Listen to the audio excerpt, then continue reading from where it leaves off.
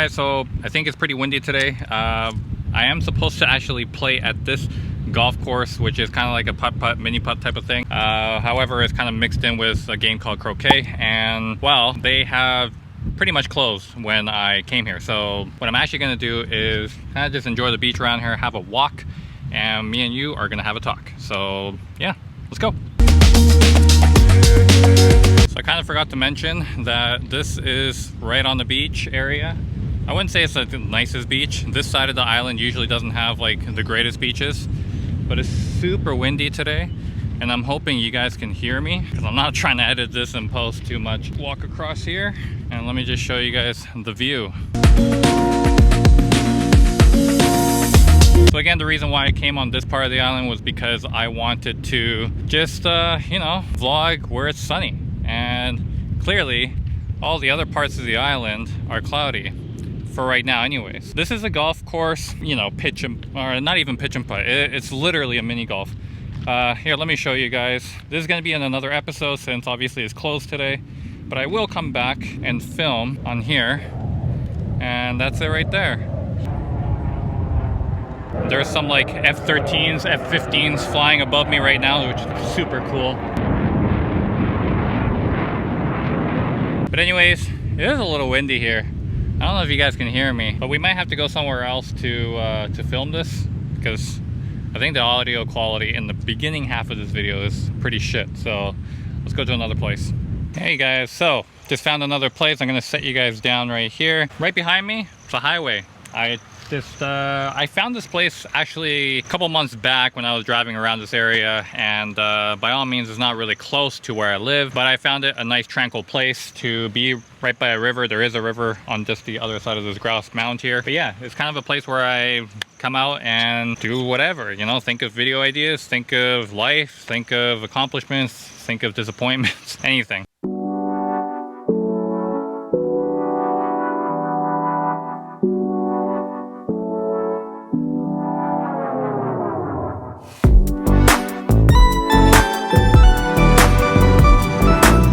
But honestly, doing this for 1 year on my main channel, you know, some people might be like, well, you only did it for a year. Most people done it for like 5 years. Look at Mr. Beast doing it for like 8+ years, you know, so on and so forth. And it's kind of like, yeah, you can say that, but in all honesty, it's easier to be nitpicking on someone who's been doing it when you haven't really done it yourself. And I think that's where all the negativity comes from, when, especially when it comes to like comments and stuff like that, where people are just saying negative shit on your comment feed and saying, you know, like you don't know what you're talking about, or you know, there's people that do better, or that you're copying someone. And yeah, sure, I mean, that could be the case, but here's the thing. I mean, when you are a creator and you're running out of ideas, sometimes, you know, looking for aspiration and inspiration from people who are related in your niche is something that you got to do in order to find yourself and find yourself creatively. Because in a sense, right now on the creative platforms of YouTube, TikTok, and Snapchat, whatever you want, there isn't really anything you can be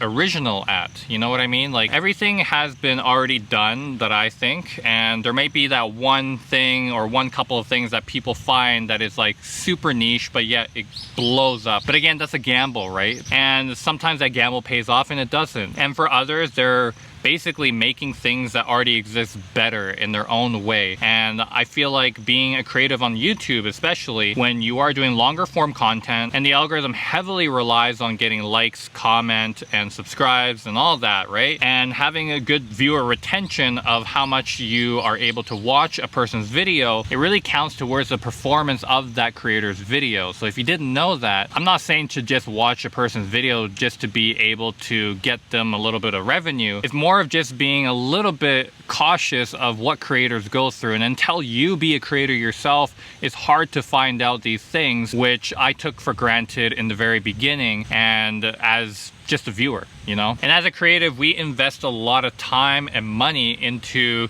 what we do. And if you want to know what we spend the money on, it's mostly on gear and amongst other things that we want to do in our entrepreneurial life. But there is an investment that we have to make as creators to be able to create content for you guys. And on my last video, I talked about how gear matters, but it also doesn't matter. And if you want to go check that out, I'll leave a little tick right here or the link in the description that you guys can go watch that. But it's it's kind of like all these things that we do, there is really nothing we can do when we throw it up onto YouTube or TikTok.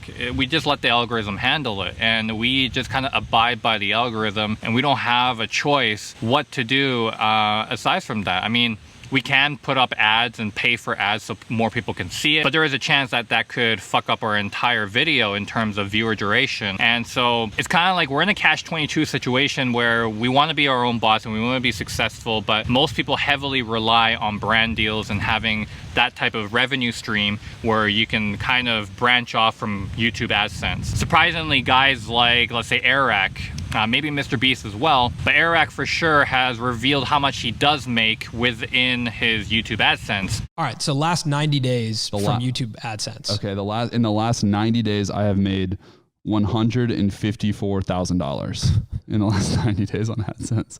I don't know if that's good or bad. In the last 3 months. So that is completely different from most creators when YouTube ads is maybe 10-20% of their revenue stream, and brand deals and affiliate links are something more significant in terms of how their revenue is broken down per year. Now, I can do a video of my revenue stream after 1 year of doing YouTube and just getting monetized and how my first month went, because it's already been a month since I've done monetization for my channel. So if you guys want to see that video, let me know in the comments, but there's nothing impressive, but I can show you guys all my stats and stuff, so let me know in the comments down below. Again, this is not a video where I'm just like begging you for viewer attention and stuff like that. It's more just a reality of what creators have to go through in order to provide content, and people just kind of take it a little bit too lightly, in a sense where that it's kind of like your subconscious brain is so in tune to just going onto YouTube, searching a video and just watching it for free. And so, I mean, you can pay for premium for no ads and stuff like that, but essentially YouTube is free for anyone to go on there and watch something. And if you are wanting to pay for, let's say, cable television, then you have your basic cable, which may be free or not free, and then you have to pay for your other channels. Just imagine if you had to pay for each of the channels that you watch currently. Would you be watching YouTube as much as you are currently? That's a question I want to ask, and comment down below if you would.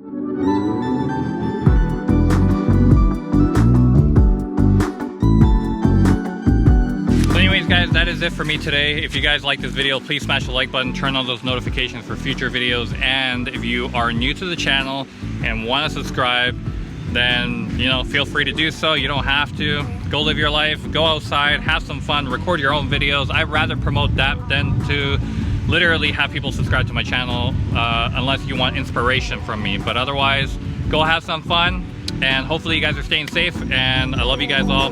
Talk to you guys later. Peace.